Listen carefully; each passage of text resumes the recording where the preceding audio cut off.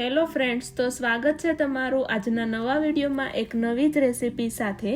તો આજે હું લાવી છું તમારા માટે સ્પેશિયલ મુંબઈ સ્ટાઇલ વડાપાવની રેસીપી। તો ચાલો સ્ટાર્ટ કરીએ। તો વડાપાવ બનાવવા માટે સૌપ્રથમ આપણે એક કુકરમાં બટેકા લઈ લઈશું। ત્યારબાદ તેમાં આપણે 1.5 ગ્લાસ જેટલું પાણી એડ કરી દઈશું। પાણી એડ કર્યા બાદ આપણે કુકરને ગેસ સ્ટવ પર બટેકા બાફવા માટે મૂકી દઈશું। બટેકા બફાય ત્યાં સુધીમાં આપણે વડા માટેનું બેટર તૈયાર કરી લઈશું। તેના માટે એક બાઉલમાં આપણે ચણાનો લોટ, હળદર, સ્વાદ અનુસાર મીઠું અને થોડા સોડા એડ કરી દઈશું અને થોડી હિંગ પણ એડ કરી દઈશું। ત્યારબાદ તેમાં આપણે 1/2 ગ્લાસ જેટલું પાણી એડ કરીને તેને સારી રીતે હલાવી લઈશું। બેટરને ત્યાં સુધી હલાવવાનું કે તેમાં આપણે જે ગોળીઓ વળેલી હોય તે ભાંગી જાય અને એક પણ ગોળી રહેવી ના જોઈએ। એકદમ લીસું બેટર તૈયાર થઈ જાય ત્યાં સુધી બેટરને હલાવવું। વિડીયોમાં દેખાય એવી કન્સિસ્ટન્સી તમારા બેટરની આવવી જોઈએ તો તમારું બેટર રેડી છે। ત્યારબાદ આપણા બટેકા પણ બફાઈ ગયા છે, તો આપણે બટેકાને એક ડીશમાં અલગ કાઢી લઈશું। ત્યારબાદ આપણે બટેકાની છાલ ઉખાડી લઈશું।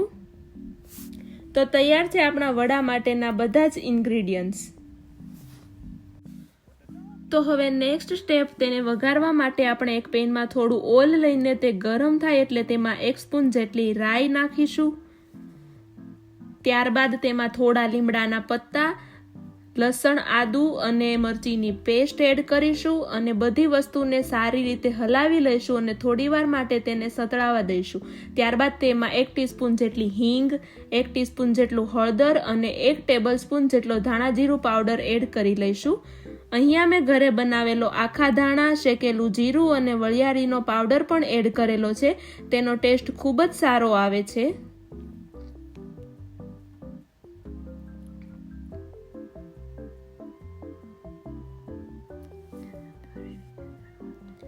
ત્યારબાદ આ બધી વસ્તુને મિક્સ કરીને આપણે સારી રીતે ચડવા દઈશું।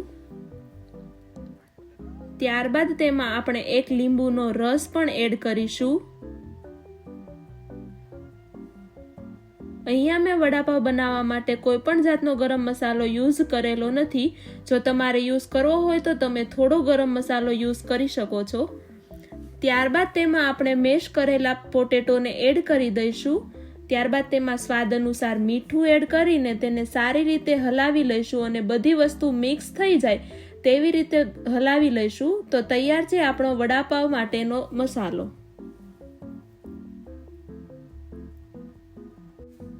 ત્યાર પછી હવે આપણે તેના ગોળ માપસરના બોલ્સ બનાવી લઈશું।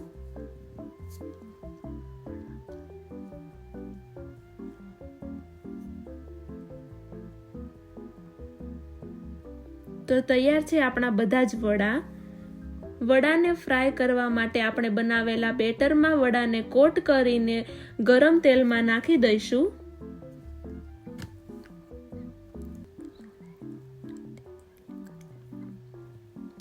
ત્યારબાદ વડાને સારી રીતે હલાવીને થોડા એવા ફ્રાય થઈ જાય સારી રીતે એટલે તેને આપણે બહાર કાઢી લઈશું।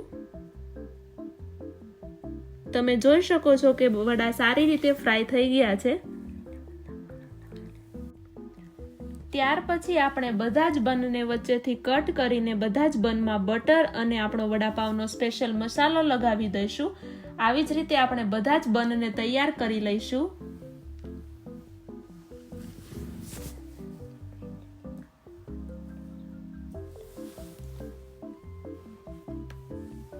ત્યારબાદ તેમાં આપણે તૈયાર કરેલી લીલા ધાણા અને મરચાની ચટણી પણ લગાવી દઈશું।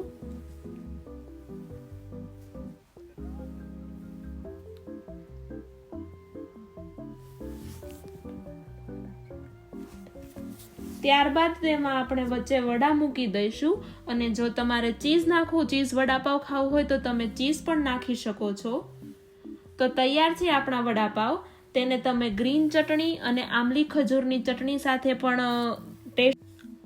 તો ફ્રેન્ડ્સ, તમે આ રેસીપી એકવાર જરૂરથી ટ્રાય કરજો અને કોમેન્ટમાં જરૂરથી જણાવજો કે તમને મારી રેસીપી કેવી લાગી. આઈ હોપ કે તમને મારી રેસીપી સારી જ લાગી હશે અને જો પસંદ જ આવી હોય તો લાઇક, શેર અને કોમેન્ટ કરવાનું ભૂલતા નહીં. અને જો ચેનલમાં નવા હોય તો સબસ્ક્રાઈબ કરી દેજો. તો મળીએ આપણે મારા નવા વિડીયોમાં નવી રેસીપી સાથે. ત્યાં સુધી સૌને બાય.